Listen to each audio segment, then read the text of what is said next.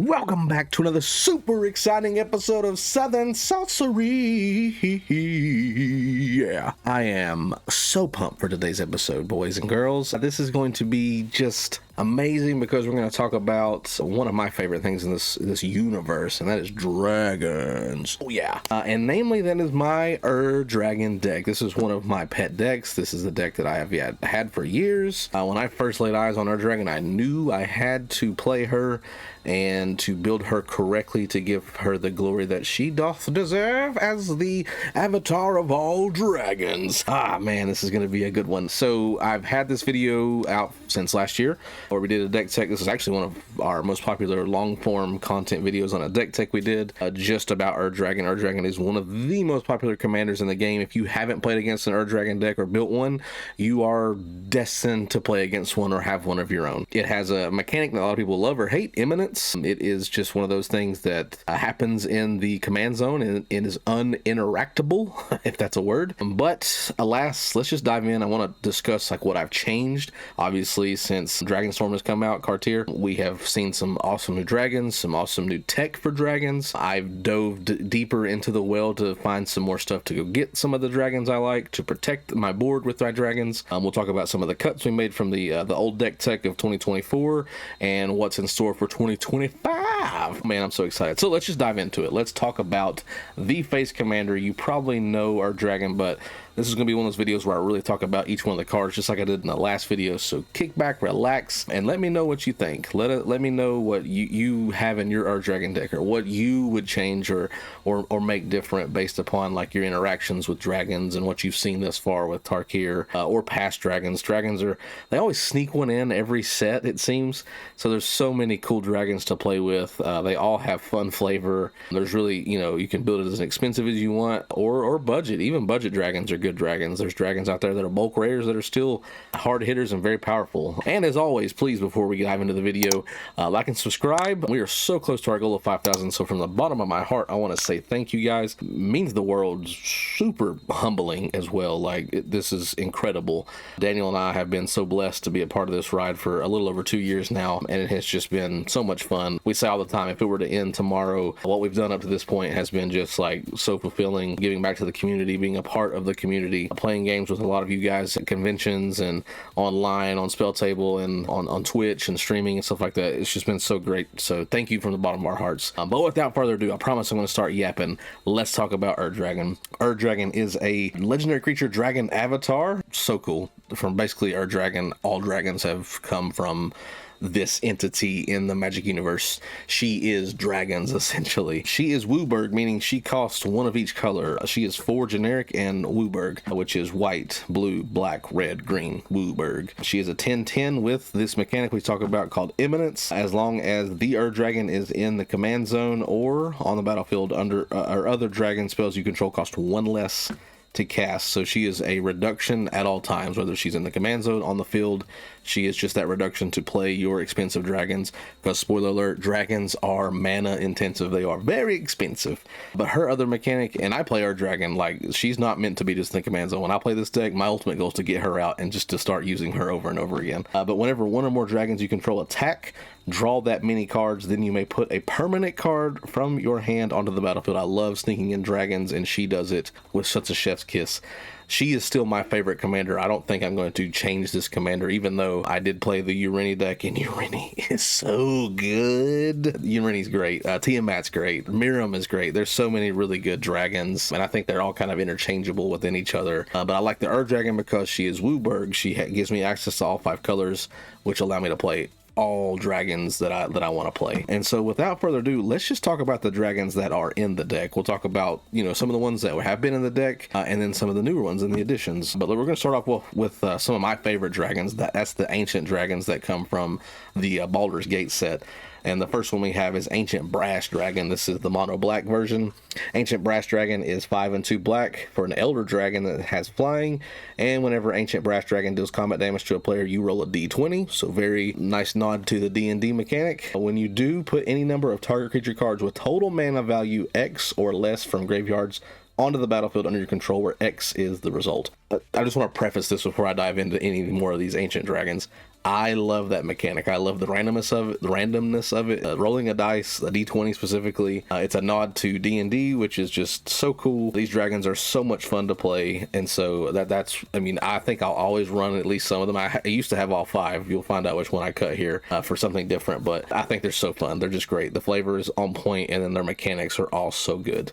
And then yeah, great. Well, I don't have to. Not much else to say about Brass Dragon other than it's fun to get your own dragons back. But not only that, you can basically go and take stuff from other people's graveyards as well, so it's a nice way to basically like have some recursion in a deck that runs a lot of dragons that are probably going to get killed. People are going to want to kill them on sight, so having a dragon that can get them back on the field is clutch.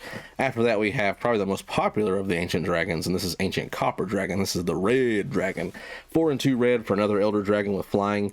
It's a 6/5. It says whenever Ancient Copper Dragon deals combat damage to a player, roll a d20 and you create a number of treasure tokens equal to the result. Just so busted. In a deck that is really mana intensive and things are very expensive, this card really just comes in and makes things happen, especially if you roll a pretty high number. Having all access to all those treasures is just clutch and can close out the game very fast. Moving on from there, we have Ancient Gold Dragon. This is the white dragon. This is 5 and 2 white for a flyer that is a 7/10. Another elder dragon.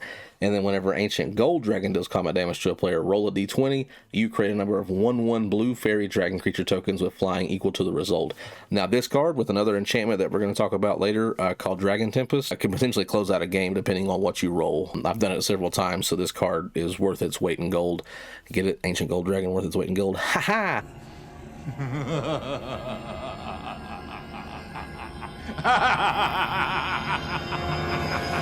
But really just a crazy good card. Plus a 7/10 is just nice. It can block stuff. It dissuades from people from attacking you, and a 7 power is going to hit hard. So another great add. And then the last of the ancient dragons is the ancient silver dragon that we have. We did cut the green dragon, so RIP to that dragon.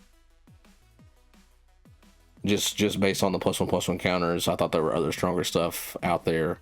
It did pain me to cut it because I really enjoyed running all 5, and I may eventually come back to it, but we wanted to revamp this deck and see what it would do with some different stuff. But Ancient Silver Dragon, 6 and 2 blue for an 8/8 flyer elder dragon. Whenever Ancient Silver Dragon does combat damage to a player, roll a d20, draw cards equal to the result, and you have no maximum hand size for the rest of the game. So when it deals combat damage, you're going to get to roll a d20.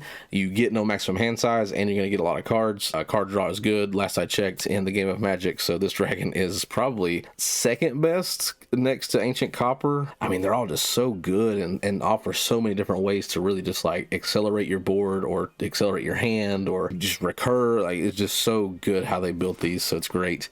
After that, we have a definite finisher here in TARKIR the World Render. She is 5, a red and a green, a legendary dragon, flying trample, that's a 6/4, and then it just gives dragons, whenever a dragon you control attacks, it gains double strike until end of turn. Just a really cool way to like win with combat.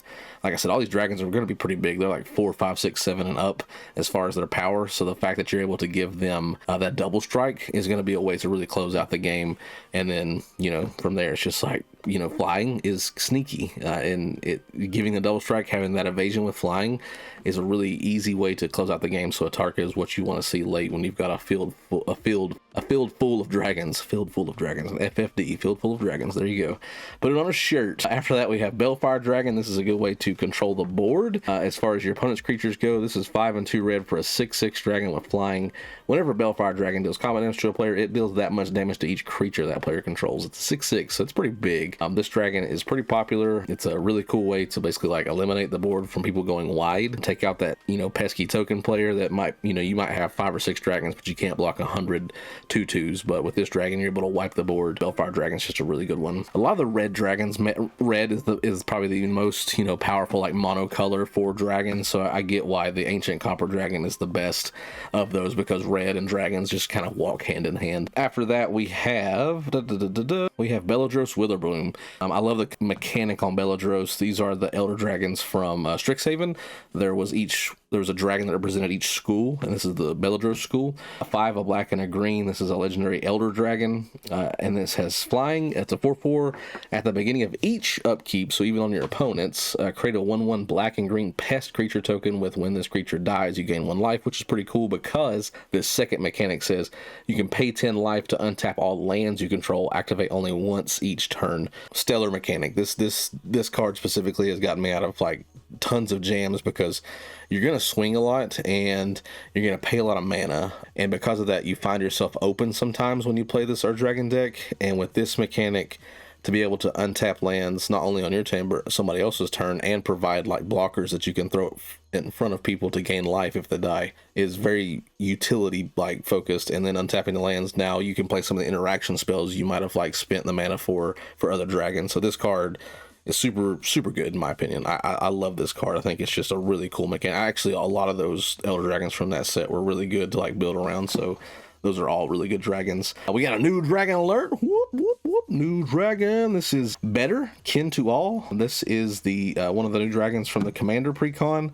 For 2, a white, a black, and a green, you get a Spirit Dragon. That's legendary. It's a 5/7 with flying. This is the one where big booties matter. So this is, I think the Abzan, is that right? Pause. Isn't it? Abzan Armor? Yep, right. Was right. Nice. Yes, this is the Abzan deck from Abzan Armor. This is the secondary commander for it, where big booties matter, like I said. So the walls, the tree folk, the creatures that have huge toughness. But this says at the beginning of your end step, if creatures you control have a total toughness 10 or greater, you draw a card. Pretty easy with dragons. The second one's also not too hard either. Then if creatures you control have a total toughness 20 or greater, untap each creature you control.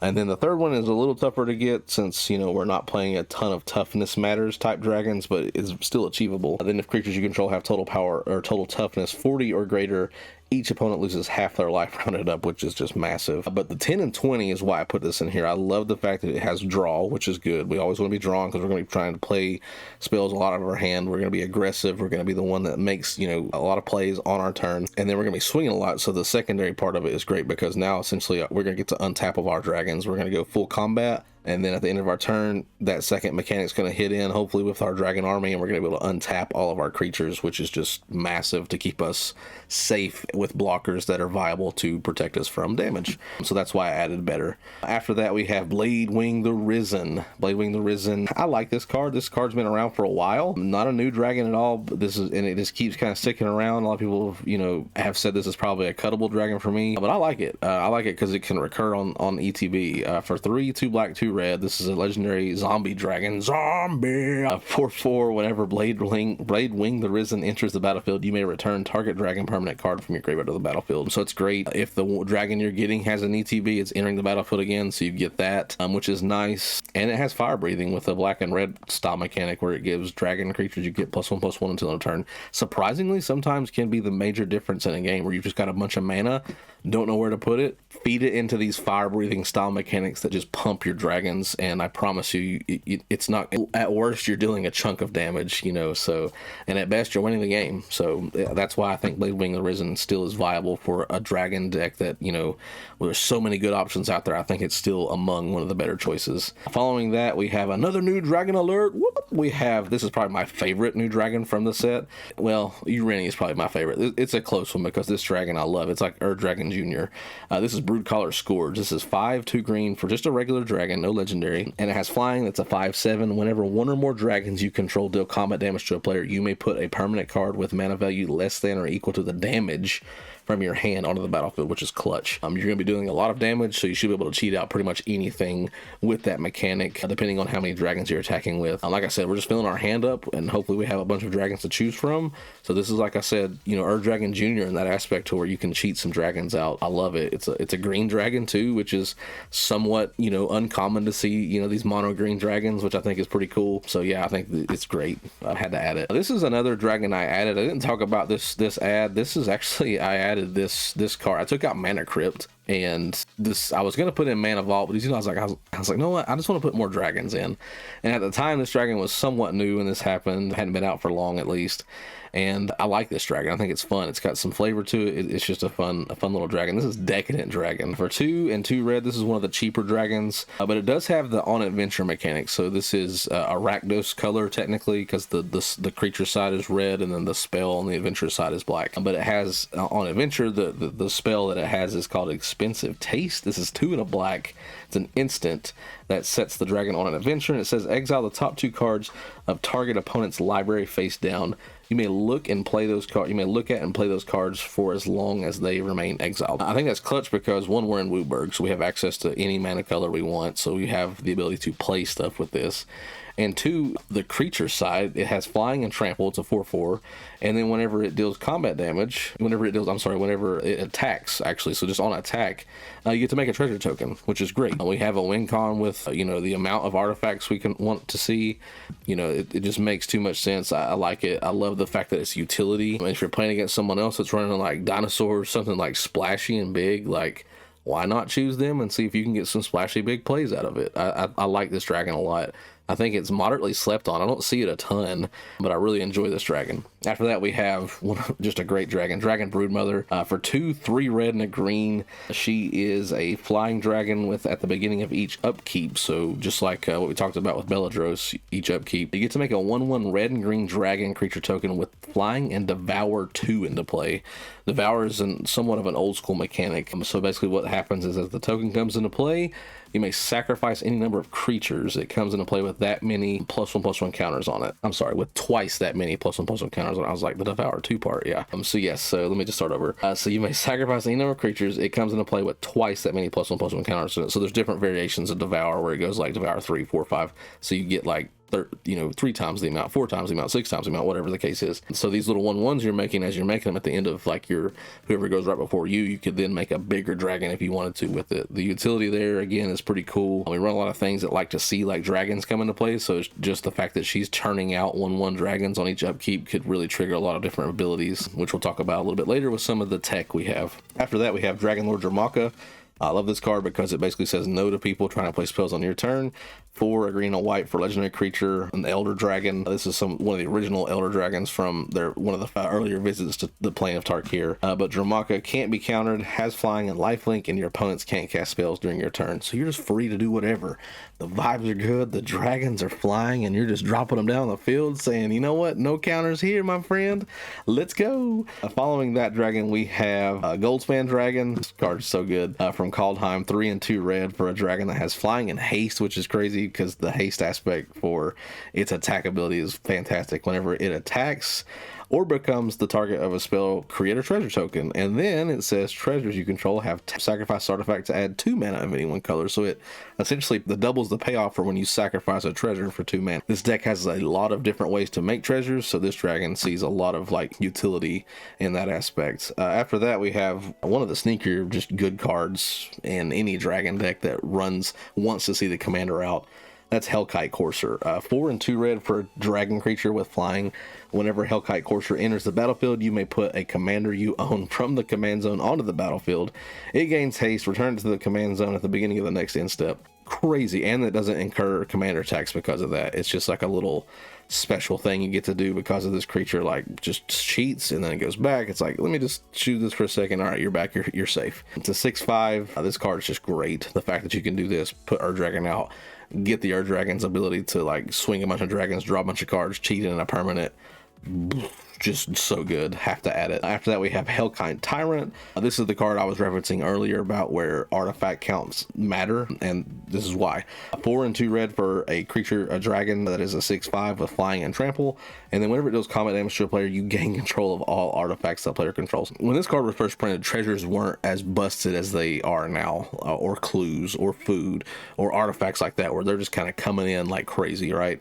It's very rare to not see a game where some player at the table doesn't have a slew of artifacts. And then this is important because if you steal a bunch of those artifacts at the beginning of your upkeep, if you control 20 or more artifacts, you win the game. It's over. You've won. The dragon's got his hoard. He's chilling in his giant cave with all of his treasures. Life is good. So Hellcat Tyrant, I think, is just too good now with the fact that there's so many different ways for your opponents to be making treasures or artifacts, clues, whatever the case is. To me, it's just like, dog, like you gotta run Hellkite Tyrant. It's just the way to win the game and close it out. After that, we have Karthus, Tyrant of Jund. This is 4, a black, a red, a green for legendary dragon with flying and haste. It's a 7/7, and whenever he enters the battlefield, gain control of all dragons, then untap all dragons. Other dragon creatures you control have haste, which is great. So you can use him to close out a game where you've dropped a bunch of dragons out and you need to swing immediately with them. Plus he gets all of your stuff back if people start to steal it. And trust me, dragons are prime real estate for people who like to run like thievery type mechanics where they steal stuff.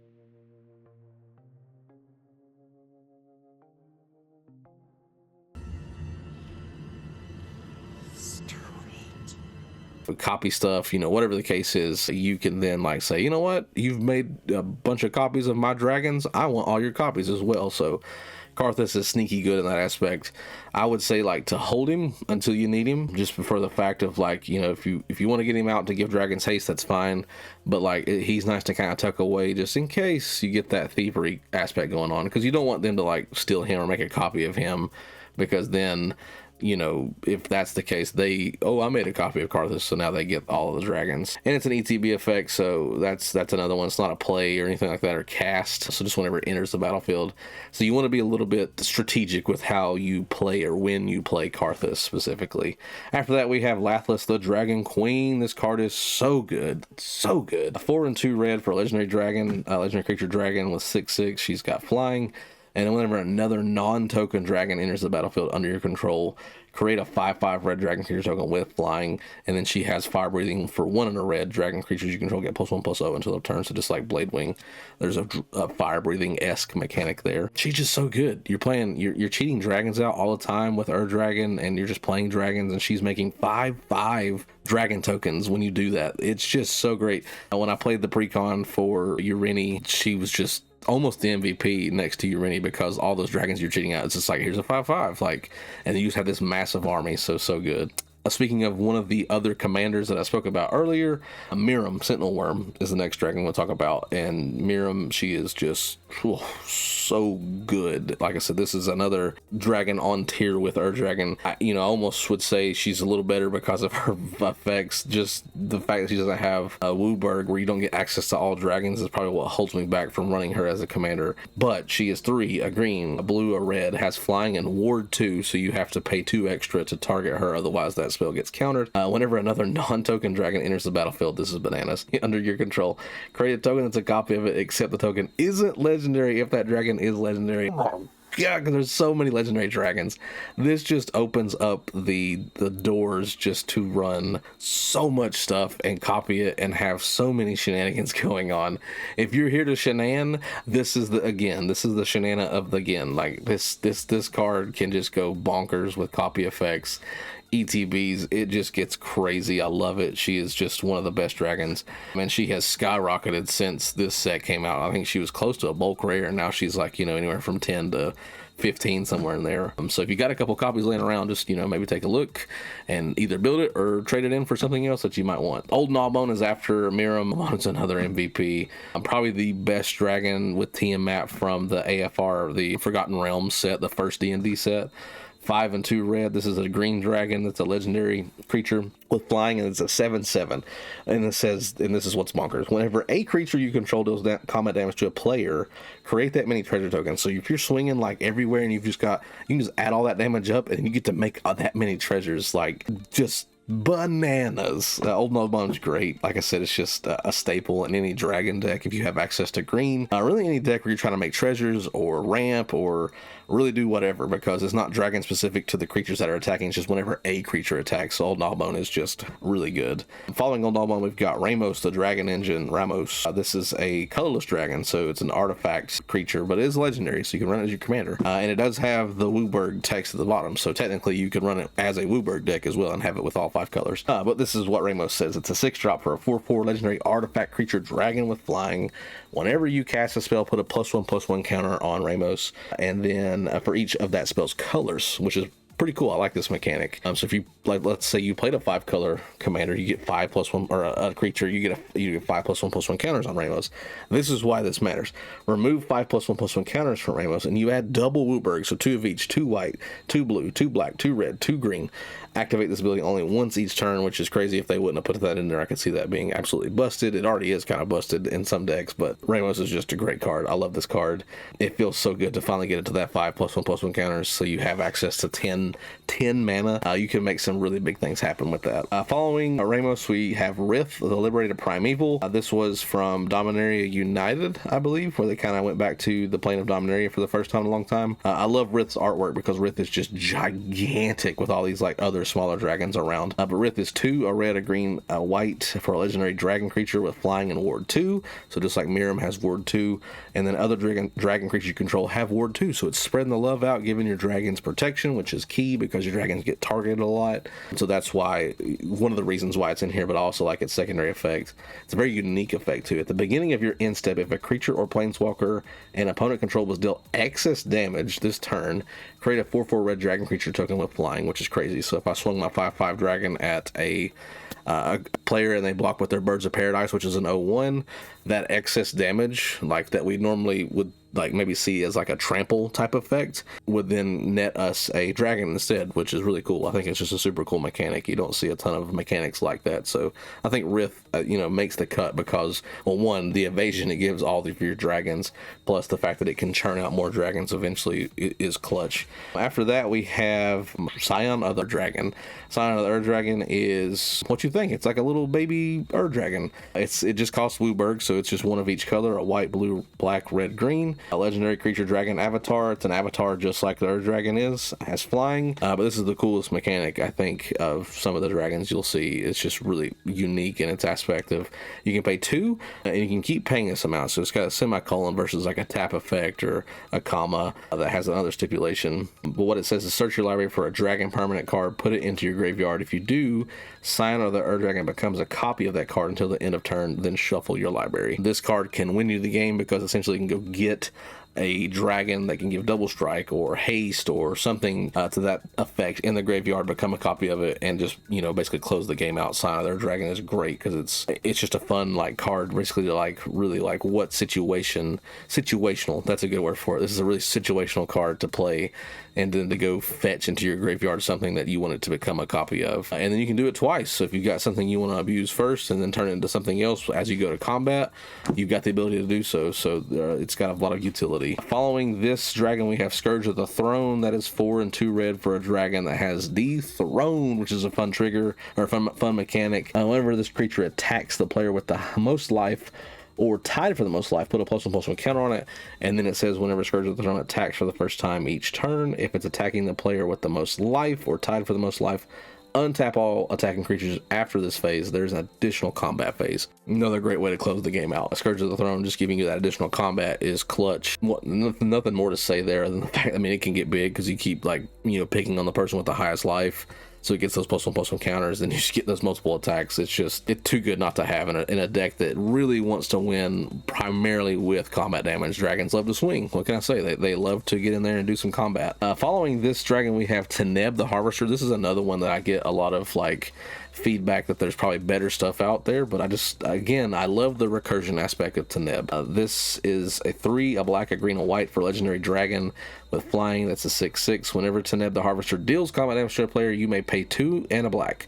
If you do, put target creature card from a graveyard onto the battlefield under your control.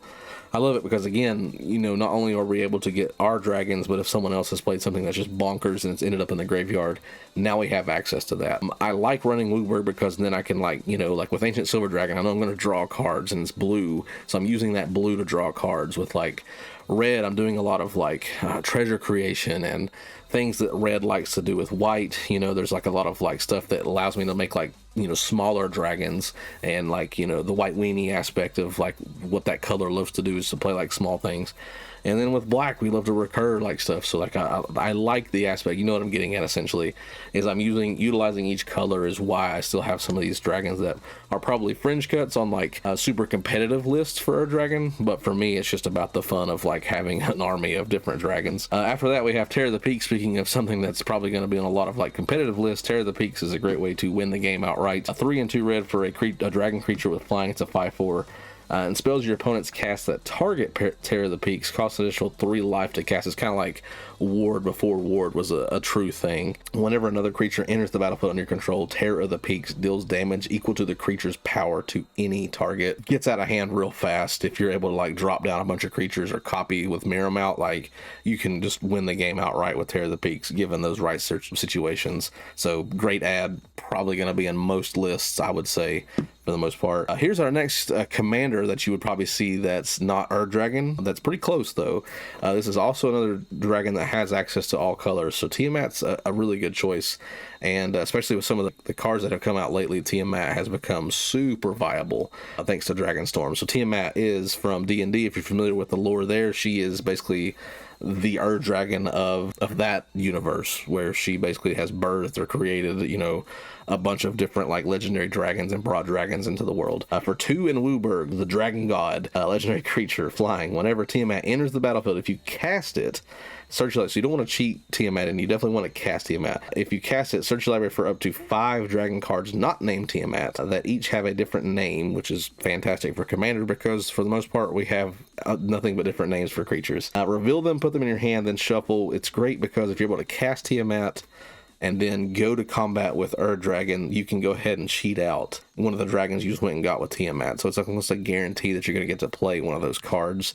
And then if you had Mirror Mount, it's just like I said, it can just like spiral from there and just get so great. It's so fast. It's wonderful. So Tiamat's just a great dragon. Two-headed Hellkite. This is another dragon that I love. It's just literally a two-headed dragon. It's got 2 heads. It is 1 in a Wooburg, so it costs 6 total, 1 colorless, and then 1 of each color. It has flying and menace. Menace means it can't be blocked except by 2 or more creatures, so it can't just be blocked by 1.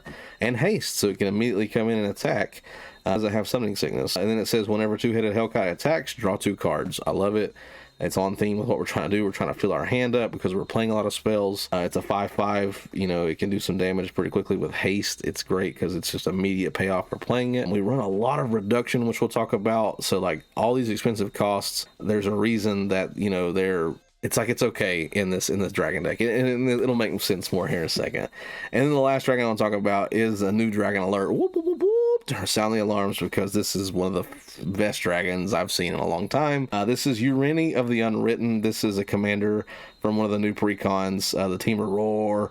4 green, blue, and red for legendary creature, Spirit Dragon, Flying Trample, 7/7. Ureni is massive, but this is the best part about Ureni. Whenever he ETBs or attacks, so whenever he enters or attacks, and if you give him haste, he can enter and then attack. Look at the top 8 cards of your library. You may put a dragon creature card from among them onto the battlefield, put the rest on the bottom of your library in a random order. So good. So good. Just on almost right on par with our dragon. Still expensive as a commander. You know, 7 is very expensive. It's not cheap. Gets killed, it's 9, so the commander attacks can really, you know, add up fairly quick. But my goodness, the payoff for just entering the battlefield and just attacking if you have the right dragons that you can cheat in. I love it. It's just so great. It just brings tears of joy to my face. How they designed this dragon. It is just chef's kiss. But that's it. Those are the 35 dragons, excluding with Ur Dragon, 36 dragons are in the deck. So this is a very creature heavy deck. Lo and behold, we love to play dragons in a dragon deck. So let's talk about some of the tech. Let's talk about some of the mana, rocks, reducers, and then dorks we run. So the first dork we run is Birds of Paradise. Bop. You're going to see this on a lot of decks, especially in Wooburg decks, because it can tap for any color, so it's just a great turn 1 play. It's a 1 green flying bird for 0/1, so it's like, you know, kind of the precursor for a dragon. It still flies. There's a little bit of theme there. Tap to add 1 mana of any color to your mana pool. After that, we have probably one of the best mana dorks for a 5-color deck. That's Bloom Tender. This is 1 and a green for the Elf Druid. That's 1/1, but it can tap for each color. You tap this creature for each color among permanents you control. So let's say you have one of your Wooburg creatures out that have all 5, add 1 mana of the color to your mana pool. So potentially this mana dork can tap for 5 mana at some point. And then if you just play it by itself, it can tap for green because it's a green permanent. Bloom Tenders is great for 5 color decks. It's always been around. It's fluctuated in price depending on like what's hot at the moment. And right now, like Wooburg's pretty popular, especially like dragon decks and stuff. So Bloom Tender is going to see a lot of play.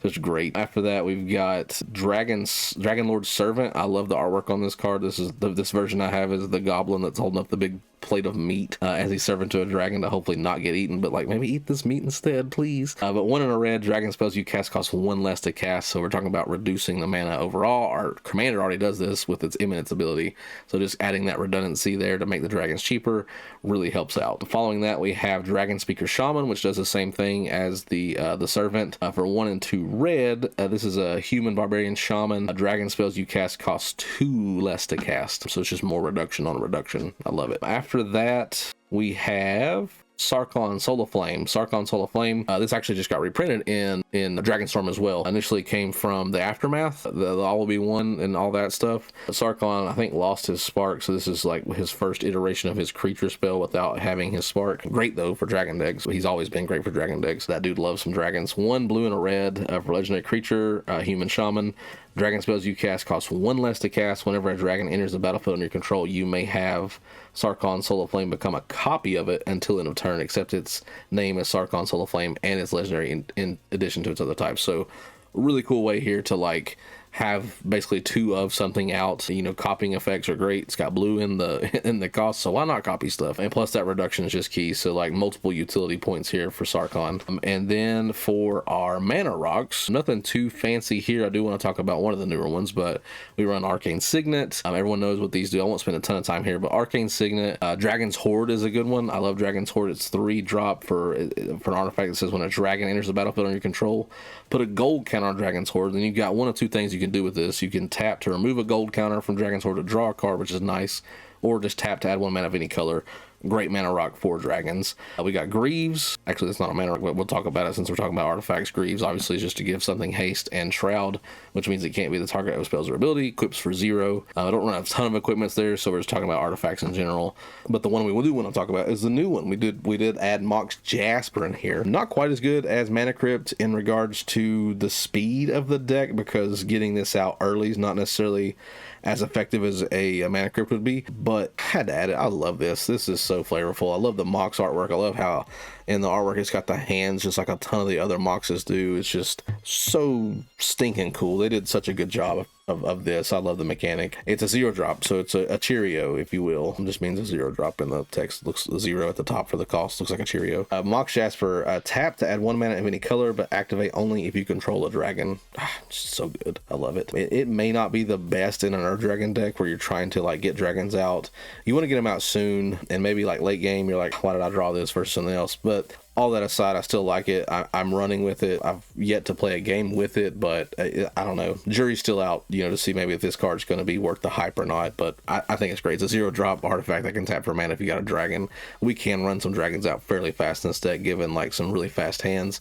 So I think it still sees a lot of like utility in my mind. But let me know your thoughts on Mox Jasper. There was a lot of like mixed reviews on it. So, drop me a comment below and see like, yeah, I love it. I've played it and it's great. It's amazing. Or maybe I haven't, just let me know. Another card I really like that's a dragon specific mana rock is Orb of the Dragon Kind. For 1 in a red, this is an artifact that can pay 1 to tap to add 2 mana in any combination of colors. Spend this mana only to cast dragon spells or activate abilities of dragons. So that's okay. Like I said, we run 36 dragons in here, so trust me, that's all we're trying to do is run dragons out and use their spells. But the really cool secondary mechanic here, especially if your hand's low, don't have a lot of draws out, this one's really great because you can pay a red to tap it, sacrifice Orb of the Dragon Kind, look at the top 7 cards of your library. You may reveal a dragon card from among them and put it into your hand. Put the rest on the bottom of your library in a random order. So just a really cool way to like maybe go look for some dragons. And then we run Soul Ring and the Great Hinge. I'll talk about the Great. Everybody knows what Soul Ring does. Taps to add 2 colorless. Just a great mana rock. Sees play in 98% of commander decks probably. The Great Hinge is just another great card for this deck specifically because we're running such powerful creatures. By itself, it's 7 and 2 green, so 9 total mana cost. Seems very expensive, but this has a built-in reduction where it says this spell costs X less to cast, where X is the greatest power among creatures you control. So if we got a 7 out, it's automatically just 2 green, and it can immediately tap for the 2 green, so it's almost a net Z, it's almost a free play. Anytime you tap it to add the 2 green, you gain 2 life, but this is why we run it, is because whenever a non-token creature enters the battlefield, it's not even cast, so if we're cheating stuff in, we have that ability. Whenever a non-token creature enters the battlefield under your control, put a +1/+1 counter on it and draw a card. So it's also going to fill our hand up. So I think this is a great mana for like stuff that's like, you know, it has beefy like creatures in it, big creatures, and it's green, so it almost like walks hand in hand almost. It's just a good mana rocket. It's ever since it's been printed, it's been great. Let's talk about some more tech here. Let's talk about our sorceries and instants. Right now we run Crooks of Fate. This is the only board wipe in the deck because it's a one-sided board wipe. It's 3 and 2 black. Where you choose one, you can either choose to destroy all dragon creatures, which I will never do, or you can choose the other one, which we always do, destroy all non-dragon creatures. So y'all go away so my dragons can play. Let's go. That was cheesy, I'm sorry. We do run some tutors in here, so this deck is on the more powerful side. Definitely not CEDH, but it is like very tuned, can sit at the table and compete with anything that's not like super spicy. But we have Demonic Tutor, so 1 and a black for a sorcery that says search your library for 1 card, put it in your hand, and then shuffle your library. So just a really cool way to go find an answer, a dragon that you want to cheat in, etc. Just good. Early game, go get a mana rock or a bloom tender to go ahead and start rolling with like your mana build up. Great. Speaking of mana, we do run a couple mana spells where we want to, oh my gosh, ramp spells. It's been a long day. Sorry, Daniel. Speaking of mana, we do run some ramp spells here. We got Farseek first. This is 1 in a red that says search your library for a plains, island, swamp, or mountain card and put it into the battlefield tap, then shuffle. This is important because we run Triomes, we run Shocks, we run like where it says like the subtype is like the land, so it's a forest, a plains, an island, a mountain, you know, etc. Because that's what we're searching for, right? So we want to like have the lands that we run, which we'll talk about those a little bit, the lands we have to essentially be fetchable or rampable because of that. Following that, we have Jessica's Will, just a great card for Commander. Again, you've probably heard it 1,000 times. You know, which card, you know, how many cards do you have in your hand? You know, it's because I want to know, right? For 2 in a red, choose 1. If you control a commander, as you cast a spell, you may choose both, but you get to add a red for each card in target opponent's hand. That's why they always want to know. And then secondly, you can exile the top 3 cards of your library. You may play them this turn, so it's just a way to fill your mana pool up with red mana, and then you know, get some cards in exile and basically like have access to play more things. Jessica's Will is just great for Commander. Sees a lot of play. Maelstrom Pulse, I love this card. I think it's one of the best removal spells in Commander that doesn't see a lot of play. I would definitely call this card slept on. And I'll tell you why. For 1 of black or green, destroy target non-land permanent and all other permanents with the same name as that permanent. I'm gonna get rid of all your treasures, your foods, your clues, your 1/1 sapperlings, your scoot swarms. There is such a good, like, I don't know how to say this. It's just such a good line of destruction, let's call it that, with Maelstrom Pulse that it's so good. And that's why I think it's slept on. I mean, it does, you know, it hits a permanent, it's a 3, it's sorcery speed, so it's slow maybe, that's why people don't like it. And it is specific to black green, you do have to have access to those colors. But if you do have access to it, I would consider slotting it in. I love the fact that it can just clear a board out for 3 mana. Get rid of all your treasures. Like, that is crazy. It's so good. After that, we have some more ramp with Nature's Lore and 3 Visits. Both are essentially the same card. For a sorcery for 1 and a green, both of them just to go allow to search your library for a forest and put it into play. It's nice because you can go get Triomes with it as long as it has that subtext of forest and not just land. That's what we're looking for. And then lastly, for sorceries, we run Vindicate, another great removal spell because it just destroys target permanent for 1 white and a black. So it gets rid of anything land, just something, a permanent that's on their field that's bothering you in your deck, just get rid of it. That's why I run Vindicate. It's one of the better removal spells when you have access to those colors. Let's talk about some instants.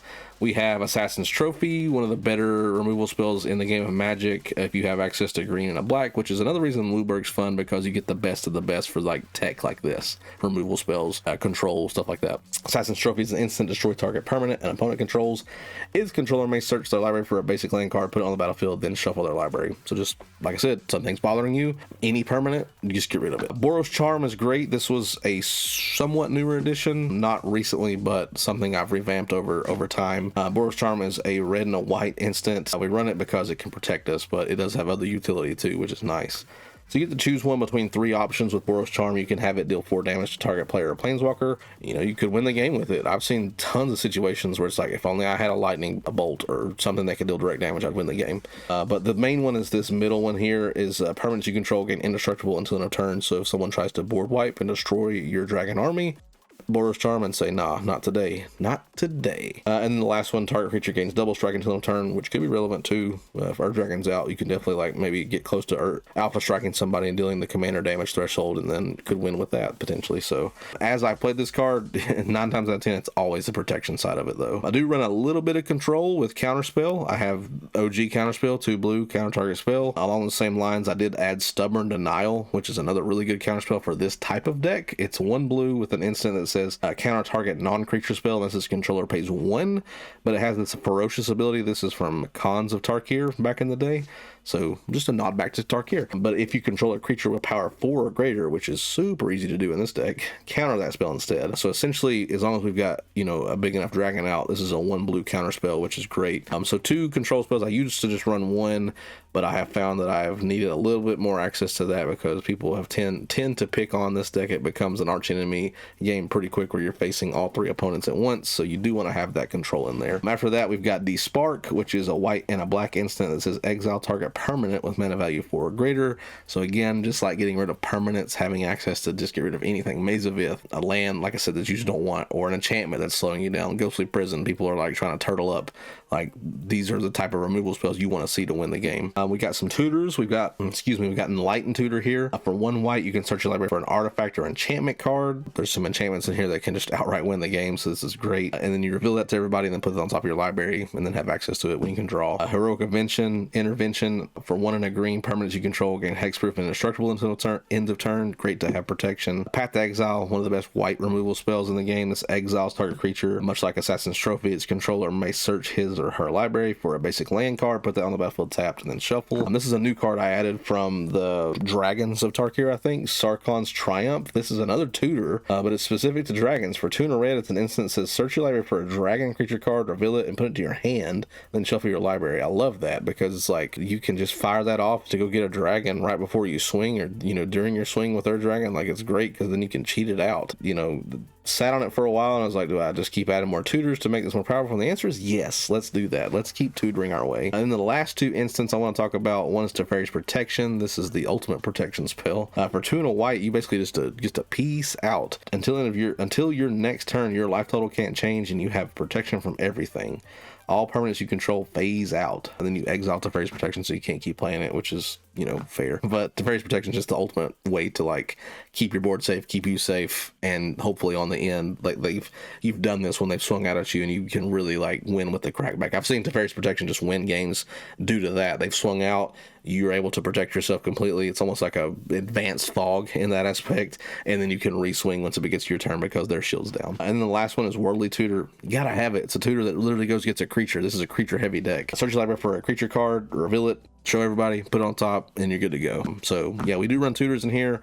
Like I said, just to reiterate, this is, you know, a more powerful deck, not just a funsies deck.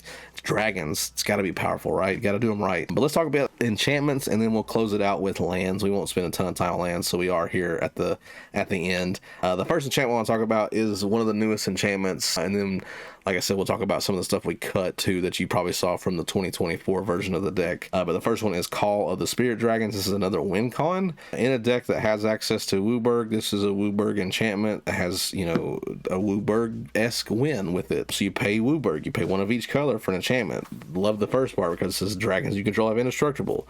Great. At the beginning of your upkeep, for each color, put a +1/+1 counter on a dragon you control of that color. If you put +1/+1 counters on 5 dragons, this way you win the game. Not simple to do, but also not hard. We run a lot of 3-color dragons in here. We run a lot of monocolor dragons, but there's a good mix of all of it. So this card's probably better in Tiamat style decks, or decks that, like, you know, you can Tiamat 1 time and win with it technically if you have a way to get all 5 of those dragons out. You know, you basically Tiamat, go get a dragon. Hopefully you got like a Galta, that new Galta that can just dump your hand. You know, there's tons of ways to like probably use this better, but I just like the fact that I have access to it. I have Enlightened Tutor, I have Demonic Tutor, so if I know I have those dragons already out, I can go tutor this card up and try to win with it. So it's another way to win. It's another thing they have to answer. That's not one of my dragons, essentially. So I like that aspect too. And at the end of the day, dragons you control are indestructible.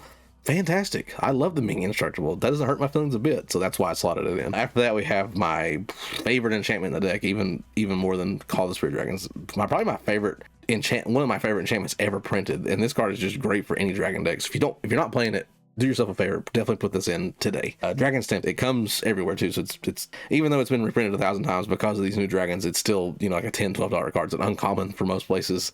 It's in pre-cons, it's in like game night decks, the little like box decks that come out for like beginners. It's everywhere, but it's still an expensive card because it's so good. But Dragon's Temp says, whenever a creature with flying enters the battlefield under your control, it gains haste until end of turn. Just great. Haste, I love it. So all my dragons I'm playing get haste. I can swing right away, but here is the big part. This is what's going to win you games so fast. Whenever a dragon enters the battlefield under your control, it deals X damage to target creature or player, where X is the number of dragons you control. It doesn't seem like it's crazy at first, but then when you have you're starting to get like 12 dragons, 13 dragons, 14, that's 12 damage, to 13 damage, 14 damage, 15 damage. It's like boom, boom, boom, boom, dead. Everyone's dead. Dragon's Tempest just gets out of hand so fast. It's so good for dragon decks. Again, if you're not running it, do yourself a favor and run that. After that, we have a couple new additions with Garruk's Uprising. I wanted to have a little bit more draw. Garruk's Uprising is 2 and a green. Says when it enters, if you control a creature with power 4 or greater, draw a card. Very easy to do. Creatures you control have trample. It's nice because if they have flying blockers instead of being jumpers, now your stuff's going to trample over.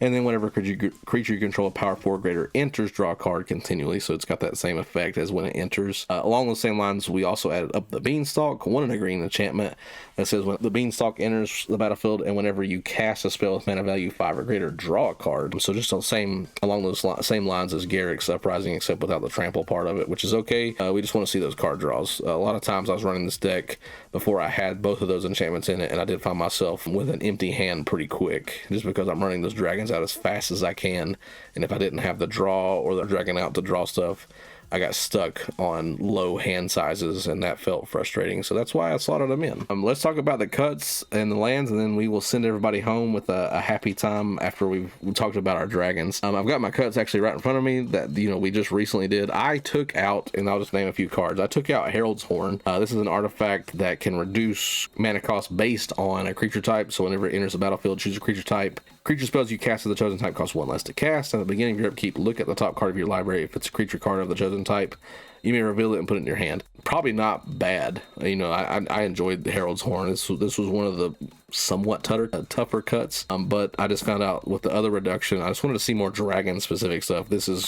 You would name dragons for the creature type, but then there was just better stuff. After that, along the same lines as that card, I cut Urza's Incubator. As it enters the battlefield, it's for 3, it's an artifact. As it enters the battlefield, choose a creature type, and then it's just an outright reduction where creatures of the chosen type cost 2 less to cast. I had so much reduction already built in, so many mana dorks and good things that gave me mana that I just found that I would rather have more stuff to play versus more reduction. Speaking of mana rocks, I listened to my boy Josh Lee Kwai on a podcast for game nights where he said he hated this card, I think, essentially, is basically how he put it. A Chromatic Lantern, it's a 3-drop artifact. Lands you control have tap to add 1 mana of any color to your mana pool, or you can tap it itself to add 1 mana of any color to your mana pool. I listened to it, and I was like, you know what, I think you're kind of right. I think this is more or less a dead draw by the time I get it out. There's other stuff that I could play that's better, and so I cut it. I just did. Some of the dragons I cut. We cut Emerith, Desert Doom. This is one of the blue dragons from the Adventures in the Forgotten Realms set. This is a legendary dragon. It has ward 4 as long as it's untapped, and then whenever it deals combat damage to a player, draw a card. Then if you have fewer than 3 cards in hand, draw cards equal to the difference. It was on the cut list for a long time. I thought there was better stuff out, and it finally did get cut. The most painful one that I cut, though, dragon wise, was Ancient Bronze Dragon. This is an Elder Dragon from the Baldur's Gate set. It's a 5 and 2 green Elder Dragon. Whenever it deals combat damage to a player, this is another one that rolls a d20.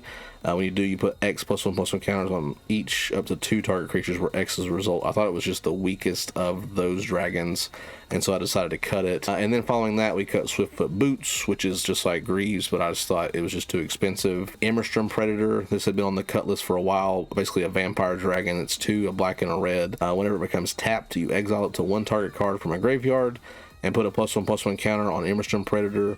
sacrifice another creature, Ambush and Predator gains indestructible until end of turn. So it was a way to control people's graveyards, which I did like, but I thought there was more powerful dragons. And then we did remove a removable piece with Abrupt Decay. That is a black and a green. This spell can't be countered, which is nice, but it is restricted to stuff that's cheap. It says destroy target non-land permanent with converted mana cost 3 or less. I thought there was better removal stuff because most of the good stuff nowadays happens to have that greater cost overall. All right, so those are the cards we cut. So now let's talk about the last thing, and that's lands. Lands. You need them, everybody. You got to make sure your land base is good, especially in a 5-color deck. I can't stress that enough. So the lands we run are pretty specific. Don't know how much this is going to change aside from me getting access to one of each of the actual dual lands. I'm missing just one, and I am thinking, like, do I just put that in the dragon deck and roll with it? Maybe, we'll see. But what we run for now, and the lands haven't changed. I will talk about one land I did add to this deck. It runs 33 lands, which is like, people are gonna freak out, man. That's so low. It is low, I agree. But we run so much reduction, so many good specific mana rocks and mana dorks that it's very, very, very rare that I ever play this deck and get mana screwed. I can attest to that. I played this deck 1,000 times, and I can count on one hand the times where I had a good opening hand with mana and then just got absolutely screwed the rest of the way through. So I always put an asterisk beside that. Don't be afraid to mulligan. Never keep a 2-lander if you think like this, if it's risky, it's risky, right? You gamble, sometimes you lose. So keep all that in mind. That's why it's 33, not 38, 37, which is probably the safer zone. But let's talk about the lands, right? We run every shock land, every fetch land, and then all 5 of the original Triomes, 5 of basic lands, and then a couple other lands. So let's just talk about what those are, right? First thing we'll talk about is a fetch land. A fetch land basically has a tap ability. It says tap, pay 1 life, sacrifice XYZ, Arid Mesa, Flooded Strand, etc. There's just tons. There's 10 of them, I guess I should say. But tap, pay 1 life, sacrifice the fetch land to search library for a mountain or a plains, a swamp or an island, etc. So like I said, we always care about what's in that text of the land, right? So it's going to say mountain, forest, island, swamp, plains. That's what we're looking for. So we want things that can go search them. So when you run fetch lands, you can run a little bit lower lands too, because you're guaranteeing a land with the fetch land. So if you have a land in opening, if you have a couple fetch lands in your opening hand, you know that you can mana fix right off the bat with those. So it's nice to mana fix. Land base is key. Oh, it's so key when it comes to a Wooburg, where you want to have access to all 5 colors. After that, we have what we call shock lands, which are the poor man's version of the original dual lands, in my opinion. They're as close as you can get because they have that subtext of, whatever. For instance, Blood Crypt. We'll talk about Blood Crypts. It's a swamp mountain, right? So you can fetch for it. It counts as one or the other. And the OG fetch lands or the OG dual lands are expensive because they don't come into play tap. There's no hindrance to them just coming into play. They just outright come into play. Whereas shock lands, you have to pay 2 life or they come into play tapped. When Commander, you got 40 life. Life is definitely a resource. You end up pinging yourself quite a bit in this deck. I will preface that as well. If you fetch for a shock, that's 3 life right there if you have it come in untapped. But exactly what it says. As Blood Crypt enters the battlefield, you may pay 2 life. If you don't, Blood Crypt enters the battlefield tapped. So, but still a really good way of fixing and fetching. And then the other lands we talked about are Triomes. So let's talk about those. These are actual tri-lands that have the subtext of each 3 lands that they can tap for. So for instance, I've got Endotha Triome in front of me. This is a land that represents a plain, swamp, and forest. These do come into battlefield tapped. There's nothing you can do about that without having a card that allows you to untap them when they come in. And they have cycling for 3. You can cycle this card, pay 3 generic mana to discard the card, draw a card, so it's not a dead draw late in the game. You need a draw, pick that up, you can cycle one. These are good though because if you have a fetch land and you want to crack it and not necessarily need to play a land right away, these are good to go ahead and get in the meantime to have something to untap on your next turn that will have access to 3 different colors. So that's why I run 5 of the Triomes. After that, we run a couple different pieces. We'll talk about some of the unique lands here. We'll spend some time and then we'll close it out. The first one I'll talk about is Cavern of Souls. This is a MVP in any deck that runs a specific creature type. Where that matters, this card should be played, and I get it's expensive so it can't always be played, but if you have access to it, definitely consider it. Cavern of Souls says as it enters the battlefield, choose a creature type. So it can do one of 2 things. It can tap for a colorless mana, or it can tap to add 1 mana of any color to your mana pool. Spend this mana only to cast a creature spell of the chosen types. Whenever you drop it, you say dragons. And that spell can't be countered. God, it's so good. It's so clutch. I love Cavernous Souls. It's so clutch that I've thought about adding Delighted Halfling to the deck as a mana dork because it does the same thing for your legendary spells, and a lot of your dragons are legendary spells. So I'm just kind of spitballing with you guys here at the end of the video of like some potentials of what might come. After that, yeah, I think I mentioned it, but yeah, we do run 5 of the basics as well. But after that, the next different card is a new card we added called Maelstrom of the Spirit Dragon. This is a great card for dragon. It can tap for a colorless as well, or it can tap to add 1 mana of any color, spend this mana only to cast a dragon spell or an omen spell, which is directly related to this set and dragon specific. Or you can pay 4 and tap it to sacrifice this land, search your library for a dragon card, reveal it, put it in your hand, then shuffle. It's just another way to tutor dragon. Just a great card. That's from a land, which is pretty hard to remove sometimes if people aren't running spot removal for lands, so had to add it. After that, we've got our next card that's specific, and that would be the World Tree. Just a really good fixing card. It's a land that comes in the battlefield tapped. Y'all know how I feel about tap lands. I usually cut them. Not a big fan, but this one and the Triomes are just too useful in what they're doing. The World Tree is just great for mana fixing. It enters battlefield tap, but you can untap. You can tap for a green, or as long as you control 6 or more lands you control have tap, add 1 mana of any color. So immediately fixes your mana base right off the bat for anything moving forward. With all the ramp we have and other things, it's pretty good. It can get online fairly fast. It does have another mechanic that I've never used. I don't have enough like god cards, god creature types in this deck to really make it matter. But you can pay double Wooburg, so 2 white, 2 blue, 2 black, 2 red, 2 green. Tap, sacrifice the World Tree, search your library for any number of god cards, put them onto the battlefield, then shuffle your library. Be great for a different deck where there's just running a ton of it. I want to see it pop off. I've heard tale of it popping off, but never have seen it live pop off. I think it'd be such a fun way to like just flood the board with gods and be like, look what I did with 1 land. That's pretty crazy. That's it. That's the 33 lands right there. So you've got 10 shocks, you've got 10 fetches, that's 20. You've got 5 basics, that's 15. You've got 5 of the Triomes, that's, I lost count, that's 25. And then we've got the 8 individual cards that we were talking about there. Did I say that right? Daniel, check my math here.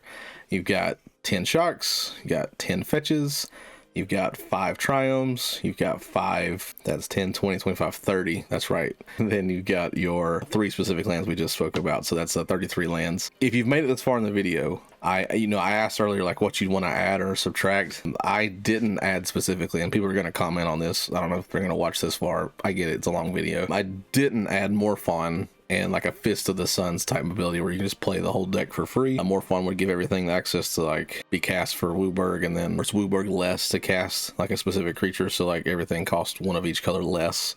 And then Fist of the Sun says like instead of paying like a creature's mana cost, pay Wooburg instead, and then essentially everything's free, right?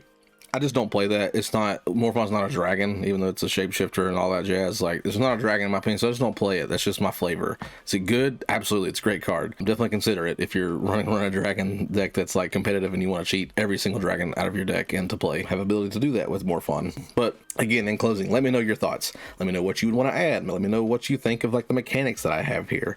Is it too low to the ground? Because, well, it's not, shouldn't be too low to the ground, so everything's flying. But is it, just too combat specific? But in my mind, that's what dragons do, baby. Like, they attack, and that's what I'm an aggro player, so I'm right up that alley. But let me know what your thoughts are, what you do differently. Do you add like a little bit of dragons and then some other more techie stuff that's not necessarily all dragons, but it kind of accentuates the main dragons you do run? I'm very interested. I love dragons. I'm here for it. I'm excited for it. I hope you've enjoyed this video. Let's talk some dragons in the comments below. Hit us up. You'll see all of our socials, all that stuff. If you want to talk on there, please add us on the Discord channel. We do conversations all the time. It's great. We're really cultivating a really tight-knit community over there. So come check us out. Or we can talk here. Like I said, just comment on the video and we'll chat. I'm all about it. I look at these comments. I look at every single one of them. I love to see what you guys are talking about. So again, thank you so much for tuning in. I know it's a longer video, but I love talking dragons. I didn't want to sell it short, especially for new players who are getting into the game with this set and want to build an dragon deck. It's exciting, it's new, it's fresh. Probably do this once every year because dragons are not going to go away anytime soon. We're just going to keep adding them and doing some really crazy things with them. So again, I appreciate it. We'll check on the next video. Until then, have a great day, make good choices, spread the love, be good to each other, and we'll catch you then. Bye.